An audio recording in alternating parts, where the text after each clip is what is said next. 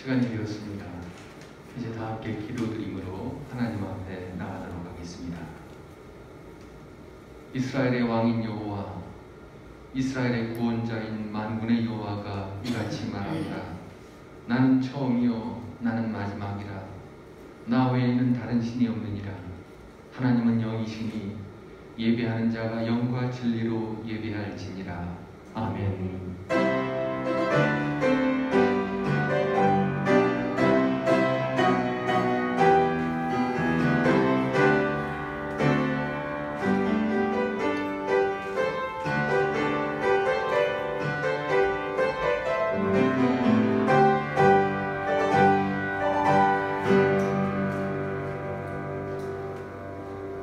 만왕의 왕이 되시는 하나님 아버지, 온 땅에 주님의 영광이 가득한 이날 베풀어 주실 은총을 사모하며 주의 백성들이 왕이신 하나님께 찬양과 경배를 드리기 위하여 모였습니다. 올 한 해 코로나의 위기 속에서 지내오는 동안 한결같은 사랑으로 우리의 발걸음을 인도해 주신 은혜에 감사를 드리옵나이다. 위기의 순간에 지켜주셨고 평탄할 때 찬송을 주셨으며 날마다 신앙이 흔들리지 않도록 눈동자처럼 보호하여 주셨사옵나이다. 아버지 하나님, 앞으로도 우리의 왕이 되셔서 영원토록 다스리시며 지키시며 인도하여 주시옵소서. 예수 그리스도의 이름으로 기도하옵나이다. 아멘. 다음부터 일어나셔서 33장 찬송하시겠습니다.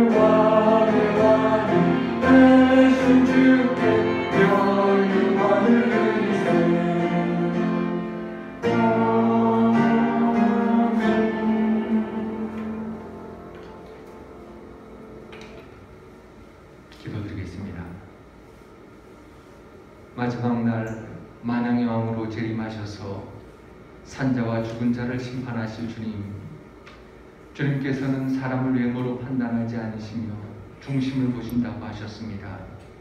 이 시간 우리의 신앙이 외모를 꾸미는 신앙이었는지 중심을 바르게 세우는 신앙인지 돌아보며 회개합니다. 주께서 그토록 엄히 책망하셨던 바리새인들의 외식하는 모습이 저희들에게도 있었음을 고백합니다.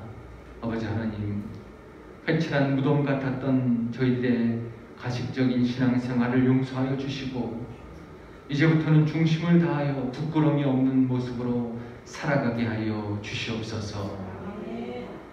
지금은 하나님과 나만이 아는 줄을 생각하면서 묵묵히 참회의 기도를 계속 드리겠습니다.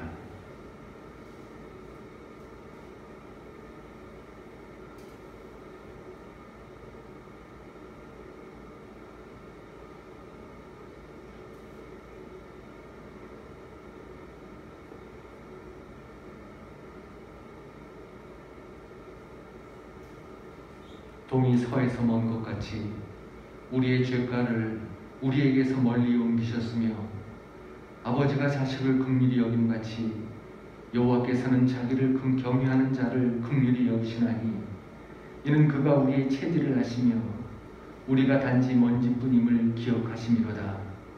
그러므로 이제 그리스도 예수 안에 있는 자에게는 결코 정죄함이 없느니라. 아멘. 사도신경으로 신앙을 고백하겠습니다. 나는 전능하신 아버지 하나님 천지의 창조주를 믿습니다. 나는 그의 유일하신 아들 우리 주 예수 그리스도를 믿습니다. 그는 성령으로 잉태되어 동정녀 마리아에게서 나시고 본디오 빌라도에게 고난을 받아 십자가에 못 박혀 죽으시고 장사된 지 사흘 만에 죽은 자 가운데서 다시 살아나셨으며 하늘에 오르시어 전능하신 아버지 하나님 우편에 앉아 계시다가 거기로부터 살아있는 자와 죽은 자를 심판하러 오십니다. 나는 성령을 믿으며 거룩한 공교회와 성도의 교제와 죄를 용서받는 것과 몸의 부활과 영생을 믿습니다. 아멘.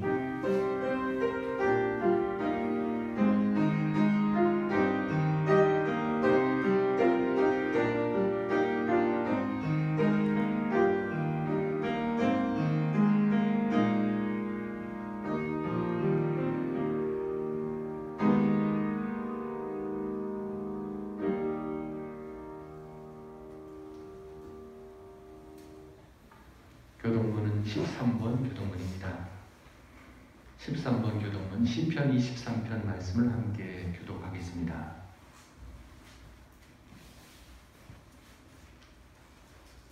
여호와는 나의 목자시니 내게 부족함이 없으리로다. 그가 나를 푸른 풀밭에 누이시며 쉴만한 물가로 인도하시는도다. 내 영혼을 소생시키시고 자기 이름을 위하여 그의 길로 인도하시는도다.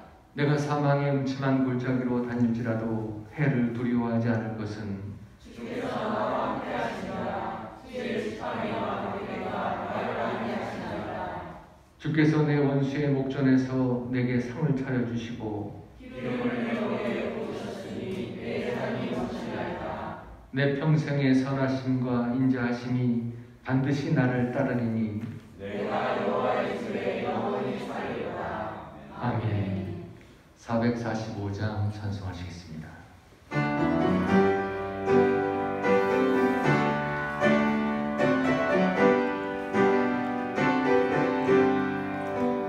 세상을 넘어 천국에 나눠 이 가운데로 걸어가며 주께서 항상 지키시기로 약속한 말씀 변치 않네. 하늘의 영광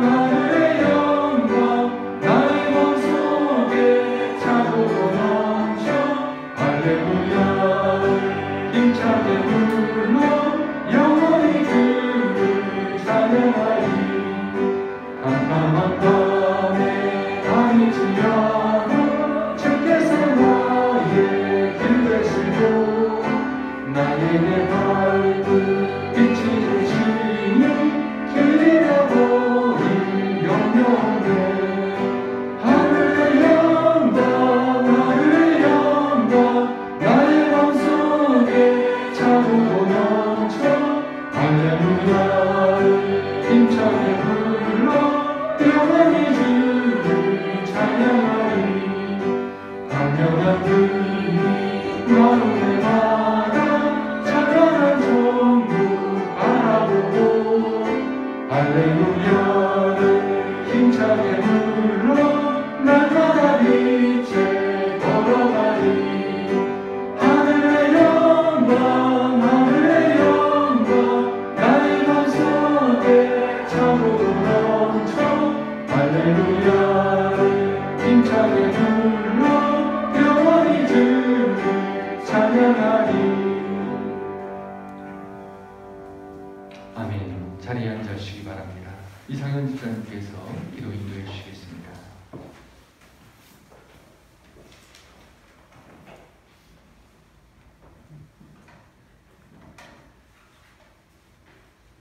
오늘 이 시간까지도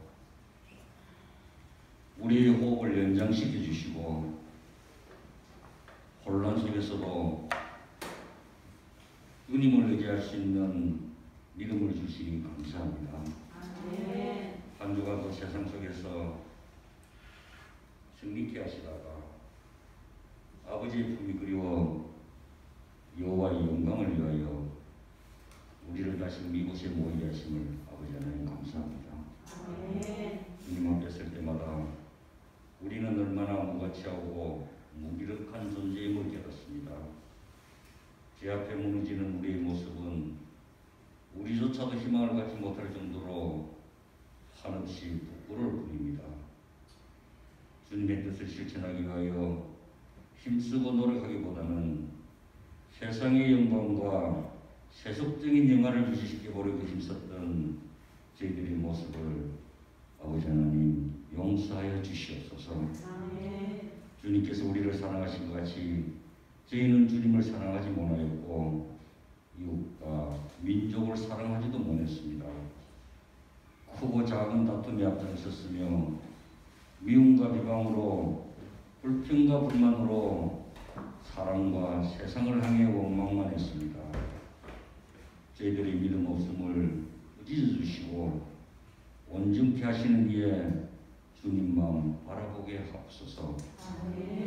여호수아와 같이 항상 큰 믿음을 구하게 하시고 하나님을 온전히 믿는 믿음을 통하여 응답받는 복되주의 백성으로 삼아 주시기를 원하옵나이다. 주께서 진정한 일꾼을 찾으시는 이때에 주님의 음성을 들을 수 있는 영적인 길을 열어 주시옵소서. 주님 앞에 설 때마다 거룩함이 회복되게 하시고 세상의 종이 아니라 주님의 정성스러운 종으로 살기에 부족함이 없는 우리들의 인생이 되게 하옵소서. 다시금 피부 깊숙이 뱃속마디 깊숙이 느끼는 복된 시간 되게 하여 주시옵소서. 특별히 주께서 지니셔오신 교회를 위하여 기도드립니다.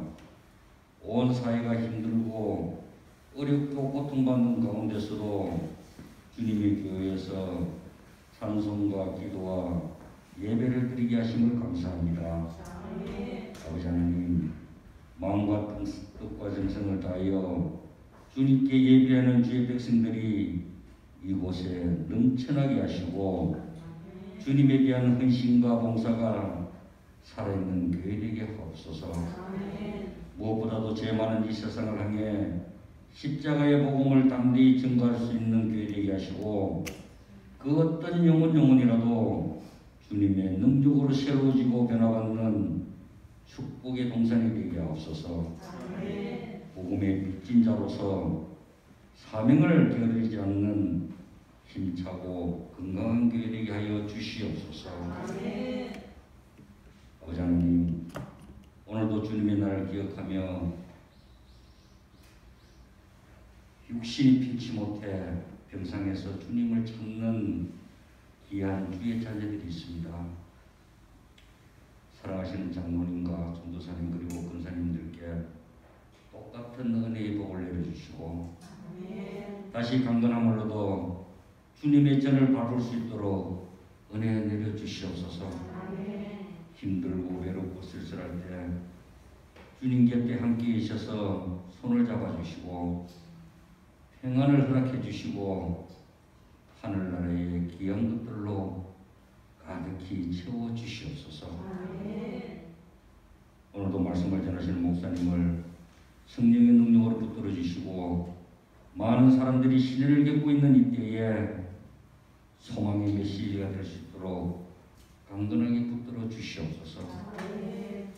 교회를 위해, 양떼들을 위해 모든 것을 계획하고 기도하실 때에 감당할 수 있는 지혜를 허락하여 주시옵소서. 영육간의 강건함을 허락하여 주셔서 목사님을 통하여 증거하는 모든 말씀으로 우리들의 영적인 삶이 풍성해지도록 인도하여 주시옵소서.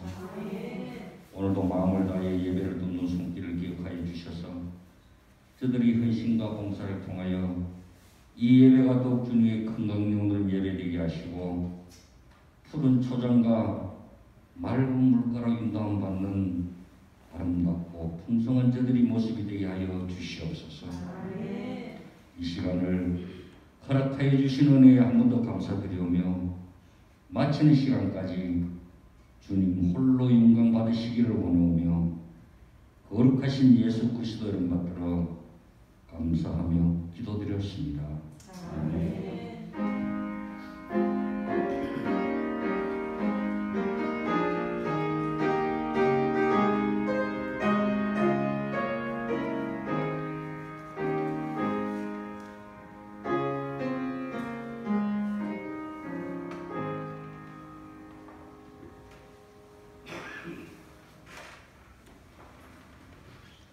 오늘 하나님께서 우리에게 주시는 말씀 사도행전 20장 17절에서 24절까지 말씀을 제가 봉독해 드리겠습니다.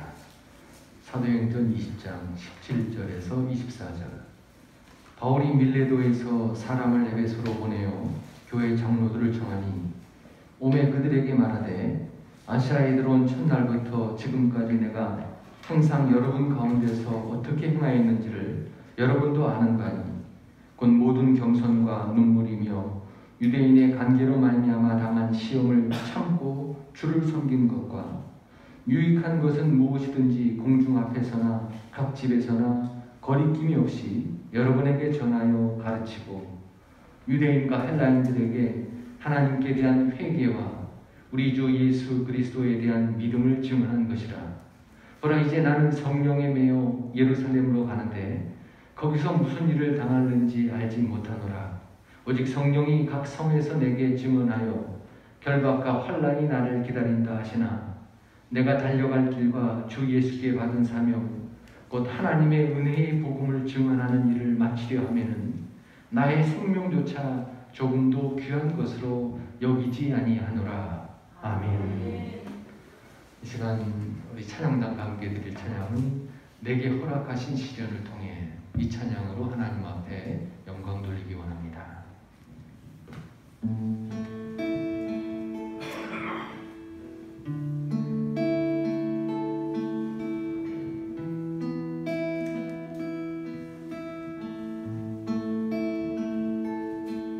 내게 허락하신 시련을 통해 나의 믿음 더욱 강하게 자라나고 험한 산과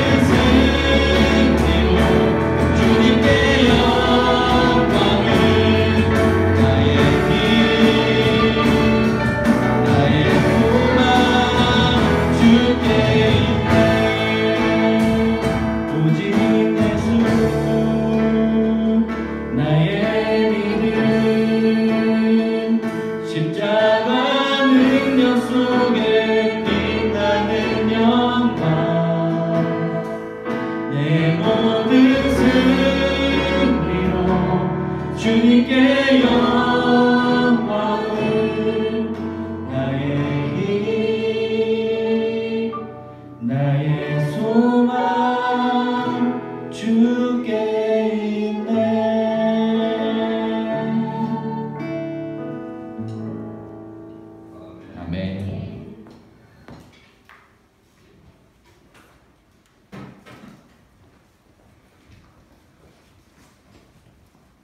코로나가 요즘 더욱 기승을 떨치고 있는 것 같습니다.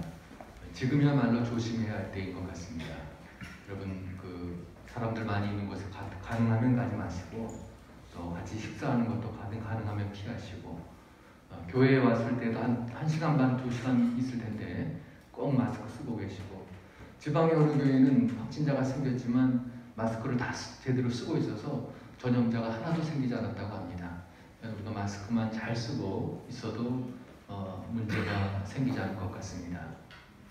그런데 어떤 소년이 이 코로나에 걸렸습니다. 평소에 목사님을 존경하는 소년이었습니다. 그 소년과 어머니는 교회를 다녔고 아버지는 성당에 다녔다고 합니다. 소년이 코로나에 걸려서 위독하게 되었을 때 이제 아버지가 아들에게 눈물을 흘리면서 말했다고 합니다. 아들아, 너에게 기도해 줄 분을 모셔야 되겠는데 누굴 모실까? 그랬더니 이 아들이 더욱 목소리를 내면서 신부님을 모셔와 주세요. 그러더래요. 그래서 이 아버지가 깜짝 놀랐습니다. 아니, 네가 존경하는 목사님은? 그랬더니 소년이 그러더랍니다. 목사님에게 코로나를 옮길 수는 없잖아요. 예. 유튜브에서 가장 조회수가 높은 영상이 뭔지 아세요? 가장 조회수가 높은 영상, 유튜브에서 엊그제 발표가 났는데 핑크퐁 아기 상어 체조 영상이 제일 조회수가 높다고 합니다. 11월 2일 누적 조회수가 70억 3,700만 회를 돌파해서 세계 최고의 조회수를 기록했다고 합니다. 그렇다면 세계에서 가장 유명한 단어, 세계 어느 나라 사람도 다 알아듣는 단어가 하나 있다고 합니다. 무슨 단어인지 아세요? OK. OK라고 하는 단어는 세계에서 가장 유명한 단어라고 합니다. 두 번째는 뭘까요? 아니요. 그 우리말로 사랑이고, 어느 나라 사람인지 다 그 말하면 다 알아듣는 단어가 있는데 코카콜라라고 해요. 코카콜라. 세계에서 두 번째로 유명한 단어. 유엔에 가입한 나라가 193개 국가인데 코카콜라가 진출한 나라는 200국가가 넘는다고 합니다. 그만큼 코카콜라는 세계적인 기업입니다. 미국의 외교관이 들어가지 못하는 나라는 있어도 코카콜라는 전 세계 어느 나라에 안 들어간 데가 없다고 합니다. 근데 코카콜라가 이렇게 유명하게 된 것은 이 회사의 사장 때문이었다고 합니다. 로버트 우드러프라고 하는 사장인데 코카콜라 판매에 완전히 목숨을 걸었다고 해요. 이 사장은. 누구를 만나든지 무슨 일을 하든지 늘 코카콜라만 생각했다고 합니다. 그리고 코카콜라만 말하고 다녔다고 해요. 심지어 성공의 비밀을 묻는 기자들에게 이렇게 말했다고 그래요. 내 혈관 속에는 피가 흐르는 것이 아니라 코카콜라가 흐르고 있습니다. 이 사람 완전히 코카콜라에 미친 사람이죠. 그런데 이 한 사람 때문에 이 세계 사람들이 콜라 없이는 못 살게 된 것입니다. 근데 이 로버트 우드러프 사장이 1985년 95세의 나이로 죽게 됩니다. 그러자 이 코카콜라를 끌어내리고 펩시콜라를 업계 1위로 올려놓은 사람이 있습니다. 펩시콜라의 사장을 지낸 존 스컬리라고 하는 사람이었습니다. 존 스컬리는 38살에 펩시콜라 사장이 되었습니다. 그리고 그 당시 세계 제일의 코카콜라를 끌어내리고 펩시콜라를 업계 1위로 올려놓은 사람입니다. 그러니까 존 스컬리는 그 당시 마케팅의 귀재였다. 그러니까 마케팅의 귀재하면 존 스컬리를 꼽습니다. 우드러프 코카콜라 사장은 콜라에 미친 사람이었고 스티브 잡스가 이 존 스컬리를 스카우트하려고 했습니다. 스티브 잡스는 미국의 애플 컴퓨터의 창시자죠. 이 기업을 세계적인 인류 기업으로 만든 사람이 스티브 잡스, 유명한 사람이죠. 이 사람도 물론 죽었지만. 근데 이 스티브 잡스가 애플사를 처음으로 창업할 당시에 한동안 회사가 제자리 걸음을 하고 있었고 어려웠습니다. 기계는 좋은데, 물건은 좋은데 마케팅 전략이 부족했다고 해요. 그래서 스티브 잡스가 이 존 스컬리를 영입하기로 한 것입니다. 펩시콜라 사장, 그 당시 마케팅의 제1인자라고 할 수 있는 사람. 존 스컬리를 영입할 때만 애플 컴퓨터가 살아남을 수 있다. 그렇게 생각하고 수단과 방법을 가리지 않고 존 스컬리를 영입하려고 했지만 존 스컬리는 전혀 관심을 보이지 않았다고 합니다. 왜냐하면 이미 충분한 재산이 있었고 명예가 있었고, 근데 이제 애플사라고 하는 잘 알려지지 않는 회사에 가서 자기 명예, 그 위험에 모험을 할 필요가 없었다는 거죠. 스티브 잡스가 충분한 보상과 지위를 약속해도 움직이지 않고 있는 이 존 스컬리에게 마지막 승부수를 던지면서 이런 말을 했다고 합니다. 이 말 아주 유명한 말입니다. 스티브 잡스가 존 스컬리에게 한 말입니다. 당신은 설탕물이나 팔면서 당신의 생애를 허비하겠습니까? 아니면 세상을 바꾸는 일에 다 자신을 던지겠습니까? 이 말을 듣고 존 스컬리는 마음을 바꿔서 애플사로 자리를 옮기게 됩니다. 그리고 오늘날 애플사가 바로 서게 된 거죠. 존 스컬리의 마음을 움직인 이 스티브 잡스의 이 말은 영원한 명언으로 지금까지 전해지고 있습니다. 여러분, 이 시간 한번 우리 스스로도 물어봐야 합니다. 나는 지금까지 살아온 이대로 그냥 의미 없이 이대로 살 것인가? 아니면 보다 더 의미와 가치 있는 인생을 살 것인가? 한번 깊이 생각해 봐야 합니다. 우리의 생활 습관 하루아침에 달라질 수 없어요. 그러나 의미와 가치는 달라질 수가 있습니다. 오늘 본문에는 자신의 삶을 가장 가치 있는 삶으로 바꾼 한 사람이 소개되고 있습니다. 바로 사도 바울이죠. 바울은 다메섹으로 가는 길 중에서 예수님을 만납니다. 그리고 그 삶이 완전히 바뀌었습니다. 바울은 그 당시 사울이었죠. 원래 이름은 사울이었죠. 난지 8일 만에 할례를 받았고 이스라엘 지파 중에 베냐민 지파로서 히브리인 중에 히브리인이라고 하는 것을 자부심으로 갖고 있었던 사람이었습니다. 율법으로는 바리새인이었어요. 바리새인이라고 하는 것은 율법을 철저히 지킨다는 것입니다. 흠이 없는 자라고 스스로 자부하던 그가 빌립보서 3장 7절 8절 이 말씀은 이런 고백을 합니다. 그 모든 것을 다 배설물로 여긴다고 고백을 합니다. 자기가 가졌던, 자기가 잘하고 여겼던 것들을 모두 다 배설물로 여겼어요. 심지어 로마 제국의 시민권조차도 배설물로 여겼어요. 그 당시 시민권만 가졌으면 그 사형을 당하지 않죠. 고문을 당하지 않습니다. 만약 바울이 추구하는 것들이 세상적인 것이었다면 이런 것들을 절대로 포기하지 못했을 것입니다. 그러나 바울을 움직이는 것들은 이런 것들이 아니었습니다.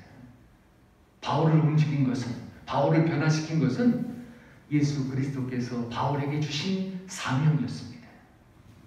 사명이라고 하는 것은 명령자가 피명령자에게 주는 임무를 얘기합니다. 사전적인 의미를 한번 보시죠. 사명. 맡겨진 임무, 사신이나 사절이 받은 명령, 영어로는 미션, 컬링, 그리고 버케이션 이렇게 번역이 됩니다. 사명은 인간이 존재할 이유와 삶의 의욕을 갖게 만드는 원동력이 바로 사명입니다. 그래서 이런 말이 있어요.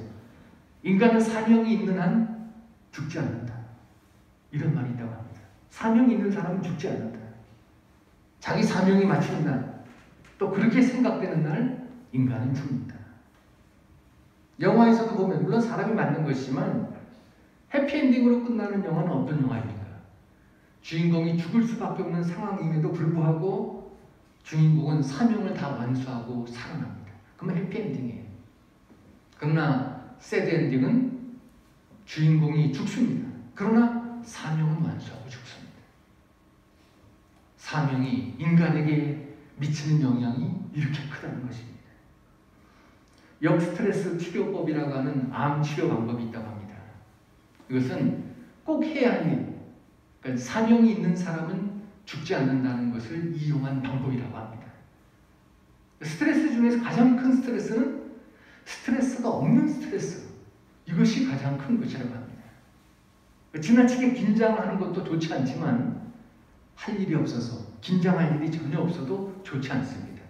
긴장할 일이 전혀 없으면 면역 체계가 무너진다고 그래요. 그래서 환자에게 꼭 해야 할 일이 있음을 알려줌으로, 기억하게 함으로 스트레스를 주고 삶의 의지를 불러일으켜서 암세포와 싸우게 하는 방법이라고 합니다. 이렇게 사명, 즉 삶의 목적이 우리 인간에게는 너무나도 중요한 것이라는 것입니다. 세계 역사에 나오고 있는 유명한 인물들은 한 사람도 예외 없이 삶의 목적이 분명했습니다. 링컨 대통령 같은 경우에는 미합 중국의 분열을 막는 사명을 갖고 있었죠. 루즈벨트 대통령, 미국의 대공황의 종지부를 짓겠다고 하는 사명이 있었습니다. 만델라 대통령, 남아프리카 공화국이죠. 인종차별을 종식시키는 것을 그의 사명으로 여겼습니다. 이순신 장군, 나라를 외적으로부터 지키는 사명을 완수하고 전사했습니다. 모세, 이스라엘 백성을 출애굽시키는 사명을 완수했습니다. 사명을 완수했기 때문에 모세는 죽었어요. 사명을 완수한 다음에 모세의 그 당시에 눈이 흐리지 않고 기력이 쇠하지 않았다. 신명기 34장 7절. 그렇지만 죽었습니다. 건강했지만 하나님께서 그를 부르셨습니다. 사명을 완수했기에. 느헤미야의 사명은 예루살렘 성벽을 건축하는 것이었죠. 이 사명을 완수하기 위해서 그 당시 페르시아 제국의 황제의 최측근이었지만 그 자리를 포기하고 변방 유대 땅의 총독으로 스스로 내려갑니다. 예루살렘 성벽 건축 사명이 있었기 때문에. 세례 요한은 예수님의 길을 예비하는 사명이 있었습니다. 그래서 세례 요한은 태어나는 것도 예수님의 길을 예비하기 위해서 6개월 먼저 태어납니다. 길을 먼저 예비하는 자였어요. 의식주를 포기하고 광야에서 살았습니다. 심지어 말하는 것조차도 주님이 하실 말씀을 미리 한 사람이 세례 요한입니다. 죽는 것도 마찬가지죠. 주님보다 먼저 그와 같은 죽음을 겪게 됩니다. 그런 사명을 감당했습니다. 그리고 오늘 본문의 사도 바울, 세계 선교의 지평을 여는 사명이 바울에게 있었습니다. 그 사도 바울의 사명이 오늘 본문에 등장하고 있습니다. 그 말씀이 바로 오늘 본문 제일 마지막 절 사도행전 20장 24절 말씀입니다. 이 목적이 생기고 나서 사도 바울의 삶의 방향이 완전히 변합니다. 그리고 이 사명을 위해서 복음 전하는 일에 최선을 다합니다. 지난주에 우리는 바울이 일행과 떨어져서 드로아에서 아소까지 혼자 걸어가면서 하나님과 교제를 통해서 주님의 뜻이 무엇인지 분별했다는 것을 함께 봤습니다. 주님의 뜻을 안 다음부터 사도 바울은 주님을 위해서 자기 육체의 생명을 던지기로 결단을 하였습니다. 아소에 도착한 사도 바울은 일행과 거기서 만나게 됩니다. 그리고 일행과 만나자마자 곧장 배를 타고 남쪽에 있는 미들레네로 향합니다. 미들레네에서 바울은 또다시 배를 타고 계속 남진해서 기오와 사모를 거쳐서 아소를 출발한 지 나흘 만에 드로아에서 250km 떨어져 있는 밀레도에 도착합니다. 사진을 한번 보시죠. 네, 보시면은 지금 저 가운데에 드로아가 있죠. 드로아에서 아소까지 바울은 걸어갔고, 그리고 일행들은 배를 타고 기다렸다가 아소에서 배를 타고 그 아래 있는 미들렌에서, 밑에 또 기오성, 사모성, 그리고 그 오른쪽 아래에 있는 밀레도에 도착하게 된 것입니다. 사도행전 20장 15절 말씀. 그 위쪽에 지금 이 말씀인데요. 그 다음 사진 한번 보시죠. 그 다음 사진 보시면은 큰 그림입니다. 이것이 큰 그림. 이 밀레도는 에베소에서 그 45km 떨어진 곳에 위치한 곳이라고 합니다. 사도 바울은 에베소에 3년 동안 목회를 했었어요. 거기서 개척을 하고 전도를 했습니다. 3년 동안 거기서 전도한 성도 형제 자매들을 얼마나 보고 싶었겠습니까? 지금 에베소를 떠난 지 1년쯤 지난 시점이었어요. 근데 에베소를 간 것이 아니라 오는 길에 밀레도를 가고 있습니다. 가는 길에 한번 들려서 볼만도 한데 그러지 않았어요. 밀레도로 직행을 합니다. 그 이유를 사도행전 20장 16절에서 말씀하고 있죠. 왜냐하면 예루살렘에 가려고 하는데 아까 전에 지도 보셨지만 예루살렘까지 가는 거리가 지금까지 온 거리의 2배가량이 된다고 합니다. 오순절 안에 도착하려고 했던 거예요. 그래서 발걸음을 재촉한 것입니다. 에베소를 그냥 지나쳐서 발걸음을 재촉해서 지금 밀레도에서 거기서 에베소의 장로들을 부르게 됩니다. 자기가 에베소에 갔다가 성도들을 만나면 뭐 금방 딱 얘기만 하고 헤어질 수가 없겠죠. 그래서 또 다시 돌아오고 시간이 많이 걸리니까 자기가 간 것이 아니라 에베소의 장로들을 밀레도까지 부른 것입니다. 그리고 이제 밀레도에 온 장로들에게 마지막 유언을 남기고 있는 장면이 오늘 본문의 내용입니다. 왜 오순절까지 굳이 예루살렘에 도착하려고 했는가? 첫 번째는 예루살렘 교회 구제헌금을 지금 바울이 전달하려고 가는 중입니다. 근데 구제헌금을 예루살렘에 전달해야 하는데 오순절은 유대인 명절 중에 하나예요. 유대인 명절 때 추석날 선물을 주는 것처럼 마치 그런 거죠. 오순절을 맞춰가지고 구제헌금을 전달하고 싶은 것입니다. 또 오순절이 되면 유대인 명절이기 때문에 유대인들이 다 모이게 됩니다. 그러니까 전 세계에 흩어져 있었던 유대인들이 다 모이게 되는데 그때야말로 복음을 전할 수 있는 좋은 기회였기 때문에 오순절을 지나기 전에 도착하기를 원했던 것입니다. 이렇게 사도 바울은 이 오순절에 맞추기 위해서 그렇게 에베소 장로들을 밀레도로 부른 것입니다. 무엇보다도 바울이 하나님과의 기도의 교제를 통해서 3차 전도 여행의 최종 목적지가 자기가 출발한 안디옥 교회가 아니라 예루살렘이라는 것을 알았기 때문입니다. 아까 아소로 걸어오면서 하나님과 교제를 통해서 알았던 것처럼 사도 바울은 이제 자신이 예루살렘에서 체포당해서 압송당할 것을 이제 알았던 것입니다. 그래서 지체할 수가 없었어요. 그래서 예루살렘으로 지체 없이 계속 나가기를 원했던 것입니다. 사도 바울의 이와 같은 이유 때문에 이제 예루살렘으로 가고자 하는데 그 후에 어떤 일을 당하는지 어떤 결박과 환난을 당하는지 알 수 없지만 주님의 뜻을 따라서 예루살렘을 향해서 가겠다고 지금 고백하고 있는 그런 장면입니다.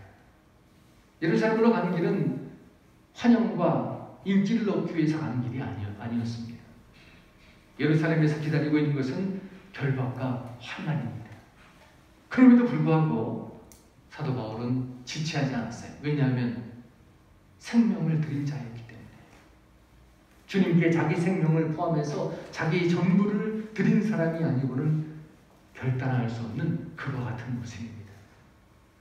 그래서 에베소를 지나쳐 밀레도에 직행했습니다. 밀레도는 에베소 다음으로 큰 도시였다고 해요. 사도행전 20장 17절. 그래서 장로들을 그곳으로 부르게 된 것입니다. 바울의 교별 설교가 이제 18절부터 시작이 됩니다. 18절을 보시면은 이 아시아라고 하는 그 지명이 나오는데 아시아는 그 당시 터키 서부 지역을 아시아라고 불렀습니다. 이것이 18절이 그 바울의 고별 설교의 첫 문장인데 지금 우리가 보는 개역 개정 성경은 이렇게 되어 있지만 이것을 좀 쉽게 설명하자면 이런 번역이 있습니다. 한번 그 다음 18장 보시면은 여러분도 알고 있습니다. 아시아에 첫 발을 내디딘 이래 내가 여러분 가운데서 항상 어떻게 살아왔는지를 말입니다. 첫 문장에서 강조하고자 하는 것은 여러분도 알고 있다는 것입니다. 여기 알다라고 하는 말은 지식적으로 아는 것이 아니라 체험적으로 아는 것이에요. 지금 에베소 장로들에게 하고 있는 고별 설교입니다. 에베소 장로들은 3년 동안 자기와 같이 지냈던 이들이죠. 그러니까 사도 바울의 모든 것을 다 알고 있는 사람들입니다. 내가 신앙생활 했던 것처럼 여러분들도 그렇게 신앙생활해야 합니다. 이것을 권면하고 있는 것입니다. 고린도 교회에도 그런 권면을 했어요. 고린도전서 11장 1절. 바울은 주님을 아는 것으로 그치지 않고 주님께서 이 땅에서 보여주셨던 그 주님의 삶을 본받아 살았습니다. 그리고 그것을 알고 있는 에베소 장로들에게 여러분들도 그렇게 살아야 합니다. 이렇게 말하고 있는 것입니다.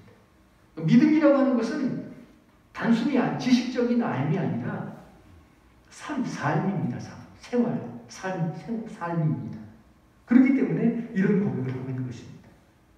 바울의 삶이 19절에 나오고 있습니다. 사도행전 20장 19절. 바울은 유대인들의 온갖 모함으로 인한 시련에도 불구하고 모든 겸손과 눈물로 주님을 섬겼다고 말하고 있죠. 심지어 20절을 보시면 에베소 사람들에게 유익하다고 여기는 것은 거리낌 없이 전하여 가르쳤다. 그리고 그것 때문에 21절에 나오는 것처럼 유대인들과 헬라인들에게 핍박을 받았다는 것입니다. 그리고 이제 22절에서 바울은 자신이 가는 길이 자유로 가는 길, 자기 뜻으로 가는 것이 아니라 성령께서 자신을 예루살렘으로 이끌어가고 계시다고 고백하고 있습니다. 성정에 매여가면서 거기서 무슨 일을 당할지 모른다. 이렇게 말하는 것은 정말로 모른다는 것이 아니라 예루살렘으로 가는 그 길이 자신의 영광을 위해서 가는 길이 아니라는 것을 강조하기 위한 것입니다. 그래서 23절에서 자신이 당할 일을 말하고 있죠. 바울은 지금까지 각 성을 거칠 때마다 성령께서 바울에게 말씀해 주셨다는 것입니다. 예루살렘으로 가면 거기에 결박과 환난이 기다리고 있다. 그것을 말씀해 주셨기 때문에 알고 있었다는 것입니다. 그 사실을 알고 있음에도 불구하고 바울은 자신의 결의를 분명히 나타내고 있습니다. 그것이 바로 24절입니다. 바울의 사명이죠. 성령께서 이렇게 예고하셨다면, 사실 미리 알려줬다면 얼마든지 피할 수 있습니다. 그러나 피하는 것이 아니라 오히려 더욱더 지체하지 않고 예루살렘으로 가기를 원했던 것입니다. 그것은 지금 24절에서 고백하고 있는 것처럼 주님께로부터 받은 사명, 그 은혜의 소명을 완수하기 위함이라고 말합니다. 그 소명을, 그 사명을 완수하기 위해서라면 자신의 생명조차도 조금도 귀한 것으로 여기지 않는다고 선포하고 있습니다. 생명을 귀한 것으로 여기지 않는다면 나머지 것은 두말할 필요가 없습니다. 한마디로 말씀드려서 이 세상의 그 어떤 도전이나 시련도 주님의 부르심을 쫓아가는 자신의 의지를 꺾을 수 없다고 하는 그런 표현인 것입니다. 더욱이 이런 고백은 바울이 혼자 골방에서 기도하면서 중얼거린 것이 아닙니다. 에베소의 장로들을 불러놓고 그 앞에서 지금 선포하고 있는 그런 장면입니다. 지금 이렇게 말하고 있는 것은 그러니 여러분들도 이렇게 살아야 한다. 그런 믿음의 본을 바울이 보여주고 있는 것입니다. 사도 바울은 주님께서 주신 사명, 은혜의 복음 전하는 것이 자신에게 주어진 사명이라는 것을 인식하고 그 사명을 감당하기 위해서 생명까지 내놓았습니다. 사람에게 생명보다 더 귀한 것이 뭐 있겠어요? 돈이겠습니까? 권력이겠습니까? 가장 귀한 것이 생명인데 오직 복음 전하는 이 사명을 생명보다 더 귀한 것이다. 이런 고백을 하고 있습니다. 예루살렘으로 지금 가는 길이 자기의 최후의 길이 된다 할지라도, 거기에 잡혀서 죽음이 온다 할지라도 그 길을 가겠다고 선포하고 있는 그런 장면입니다. 죽음을 각오하고 간다면 무엇이 두렵겠어요? 죽음을 각오한 사람에게는 두려울 것이 없습니다. 살려고 하니까 두렵죠. 떨리고 불안하고 초조하고 다 살기 위해서 그런 것입니다. 근데 죽음을 각오하면 두렵지 않습니다. 예수님 역시 죽음을 두려워하지 아니하시고 고통스러운 십자가에서 못 박혀 죽으셨죠. 예수님께서 십자가에서 죽으신 이유가 어디 있습니까? 주님의 사명을 감당하기 위함이었습니다. 예수님의 사명이 무엇입니까? 예수님이 이 땅에 오신 목적은 자기 백성을 죄에서 구원하시기 위해서 오셨습니다. 이 사명 때문에 오셨고 이 사명을 가지고 평생을 사셨고 예수님은 이 사명을 감당하기 위해서 십자가를 지셨습니다. 그리고 십자가에서 돌아가실 때 남기신 마지막 말씀이 다 이루었다. 사명을 다 이루었다는 것입니다. 그런데 부활하신 예수님께서 제자들을 만난 자리에서 뭐라고 말씀하십니까? 요한복음 20장 21절. 승천하시기 직전에 제자들을 불러 모아놓고 또 이런 명령을 내리시죠. 마태복음 28장 18절로 20절. 이 말씀은 한마디로 제자들에게 사명을 감당하라고 하는 말씀입니다. 여러분, 예수님께서 생명을 바쳐서라도 감당하라고 명령하시는 사명이 무엇입니까? 대부분의 사람들은 자식을 위해서 살아간다고 합니다. 물론 자식을 잘 키우는 것도 부모의 사명 중에 하나예요. 직장에서 열심히 돈을 버는 것도 가장의 사명입니다.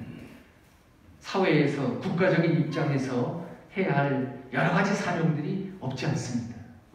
그러나 이런 일들은 본질적인 사명이 아닙니다.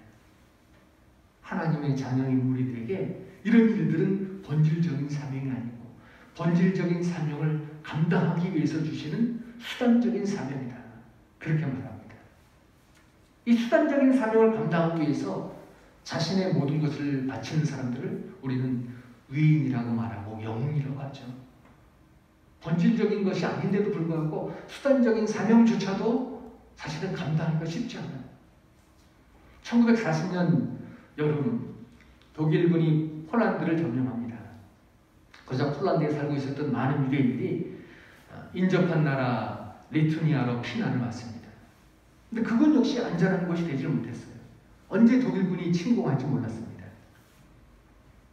리투니아에 있었던 각국 영사관들도 이미 다 철수 명령이 내려져 있었습니다. 유대인들은 이 나라를 또 탈출하지 않으면 안 되는데 그렇게 하자면 다른 나라로 가려면 비자가 있어야만 했습니다. 근데 그것이 말처럼 쉬운 일이 아니었어요. 비자를 발급하는 영사관들은 이미 문을 닫은 후였고 접촉할 수 있는 영사관은 일본 영사관 하나뿐이었다고 합니다. 유대인들은 서둘러서 일본 영사관으로 몰려갑니다. 그들의 마지막 희망이었어요. 일본 영사관의 스기하라 부영사는 이들을 어떻게 처리할 것인지를 본국 정부에 정보를 쳤습니다. 본국에서 곧바로 회신이 왔습니다. 비자를 발급하지 말라. 이런 지시였어요. 독일과 우호 관계에 있었던 일본으로서는 독일의 비유를 건드릴 수가 없었습니다. 영사관 담장 밖에서 두려움에 떨고 있었던 수많은 유대인들을 쳐다보면서 이 스기하라 부영사는 다시 두 번 더 본국에 정보를 쳤다고 합니다. 하지만 해답은 마찬가지였다고 해요. 절대로 비자를 주지 말라는 것이었습니다. 비자가 없이는 리투아니아를 빠져나갈 수가 없습니다. 유대인들이. 어느 나라 비자든지 있기만 하면 그것 가지고 나갈 수 있었어요. 이틀 밤을 고민하던 스기하라는 마침내 본국 정부의 명령을 거부하기로 결정합니다. 영사관 문을 열고 유대인들을 들어오게 한 다음에 스기하라는 그날 이후 리투아니아에서 철수하는 마지막 순간까지 잠도 자지 않고 밥도 먹지 않고 비자를 발급했다고 합니다. 그래서 목숨을 구한 유대인이 6,000명이 넘었다고 해요. 스기하라는 후에 독일군을 물리친 소련군의 포로로 붙잡힙니다. 전쟁이 끝난 후에 억류 상태에서 풀려나고 일본 정부에 복직 신청을 냈지만 일본 정부는 그 복직을 거부했다고 해요. 중요한 전시 상황에서 정부의 명령을 어겼기 때문에 공직을 받아들일 수가 없다는 것이었습니다. 하지만 스기하라는 인간으로서 마땅히 당연히 해야 할 일을 한 것에 대해서 조금도 후회하지 않았다고 합니다. 세월이 지난 후에 리투아니아에서는 수도 한복판의 가장 큰 거리를 스기하라 거리로 명명했다고 합니다. 이스라엘 정부도 자기 나라에 스기야라를 기념하는 공원을 만들었다고 합니다. 스기야라가 죽은 다음에 그를 추모하는 집회를 열기도 한다고 합니다. 스기야라는 죽기 전에 자기 아내에게 자신의 행동에 대해서 이렇게 설명했다고 해요. 내가 이렇게 한 것은 후회 없는 삶을 살기 위해서였어. 그런데 예수님을 믿는 순간에 우리 모든 성도에게는 이런 수단적인 사명보다도 본질적인 사명이 주어졌어요. 따라서 이 수단적인 사명보다도 더 먼저 행해야 할 것이 이 본질적인 사명입니다. 이것은 오늘 사도 바울이 고백한 사명입니다. 복음을 증거한 사명. 교회가 구제를 하는 이유는 그를 살려놓고 복음을 전하기 위해서입니다. 그의 영혼을 살리기 위해서입니다. 육신을 살려야지 영혼을 살릴 수 있죠. 그래서 구제하고 돌보고 보살피는 것입니다. 목적은 영혼 구원에 있습니다. 베드로전서 2장 9절 이 말씀을 보면은 우리를 부르신 것이 복음을 전파하기 위함이라고 부르셨습니다. 우리의 사명이 바로 이것이라는 것입니다. 영혼 구원, 복음을 전파하는 것. 우리가 예수님을 믿는 그 순간부터 바로 우리에게 주어주신 사명입니다.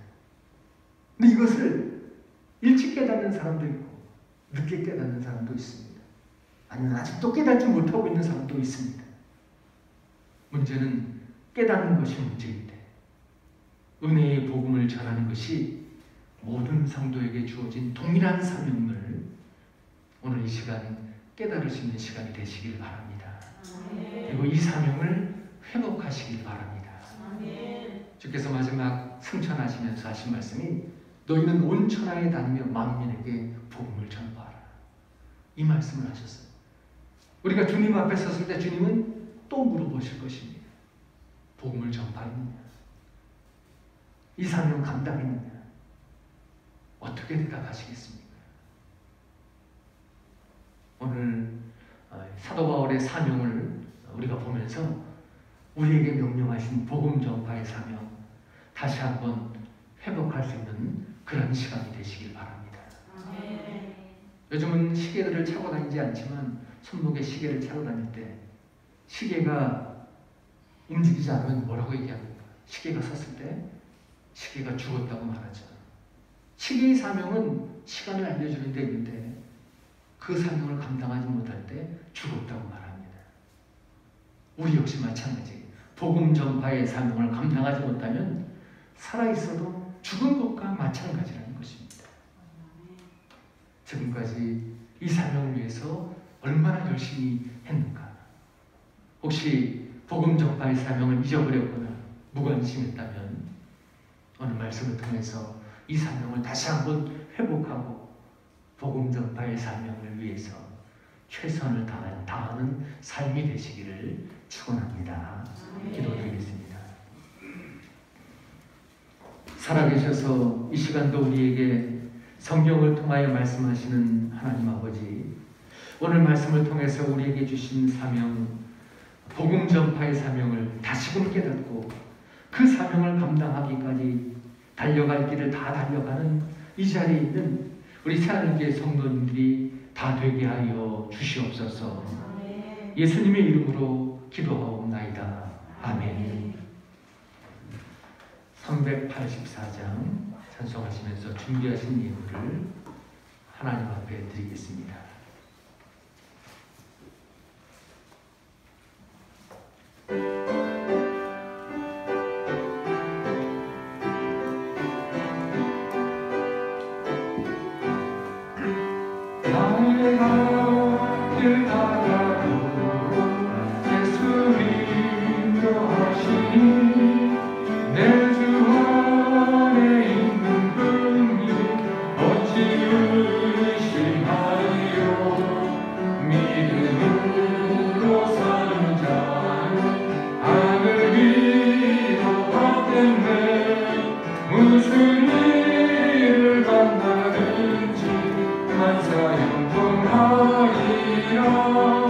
무슨 일을 만나든지 만사형통하리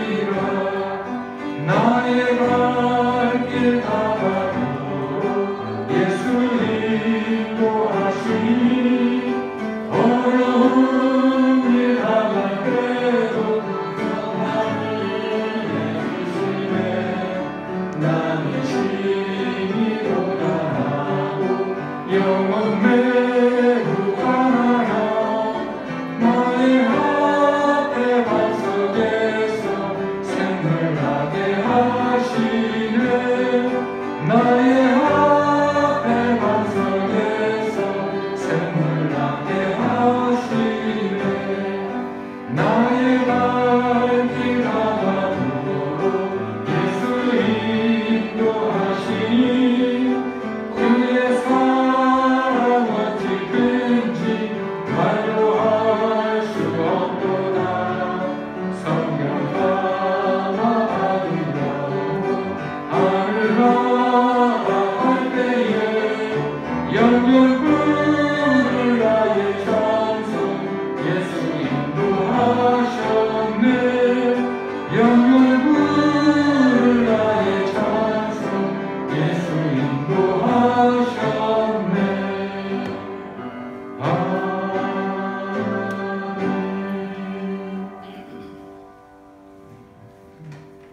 혹시 헌금을 못하신 분들은 나가면서 뒤에 헌금함에 넣어주시면 되고요.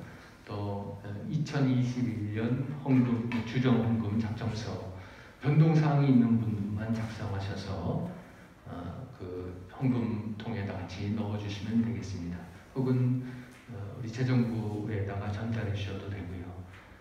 그렇게 해주시면 되겠습니다. 기도드리겠습니다. 은혜가 풍성하신 하나님 아버지, 거룩한 주일을 주시고 주님 전에 나와 예배드리게 하여 주시니 감사하옵나이다. 이 시간 아버지 앞에 예배를 드리며 또한 예물을 함께 드리오니 드리는 이 모든 예물을 받아 주시옵소서. 특별히 2021년 주정헌금을 작성해서 하나님 앞에 드립니다. 저희가 작정한 것을 끝까지 지킬 수 있도록 하나님 우리의 행사를 지켜주시고 또 우리의 삶을 주관하여 주시며 우리에게 믿음과 은혜를 더욱 부어 주시옵소서. 11조 예물을 성별해 드리는 손길들이 있사오니 내가 가진 모든 것이 다 주님의 것이라고 하는 그 믿음의 고백을 받아주시고 축복하여 주셔서 더 많은 것을 시계 하나로 성별해 드릴 수 있도록 그가 행하는 모든 일들을 형통하게 하여 주시옵소서. 그 가정 영육의 강건함으로 지켜주시고 인도하여 주시옵소서. 주님 앞에 작정한 모든 예물들을 끝까지 지킬 수 있는 그런 믿음과 환경을 허락하여 주시고 또 감사 예물을 드리는 손길들이 있습니다. 우리의 기도의 제목마다 응답하여 주시는 아버지 앞에 드리는 이와 같은 감사가 날마다 차고 넘치게 하여 주시옵소서. 성미를 드리며 시간과 노력과 봉사를 드리는 모든 종들의 애쓰고 수고하는 것들도 다 함께 받아주시옵기를 우리 주 예수 그리스도의 이름으로 간절히 기도하옵나이다. 아멘. 교회 소식 주보 뒷면을 참고해 주시기 바랍니다. 이 주정헌금서를 작성하신 분들은 뒤에서 나가면서 넣어주시고요. 그 연말 일정이 주보에 계속 나오고 있습니다. 참고해 주시기 바랍니다. 김영찬 장로님 오늘 몸이 불편해서 나오시지 못했습니다. 이상입니다. 이제 다 같이 일어나셔서 마지막 찬양단과 함께 찬양드리도록 하겠습니다.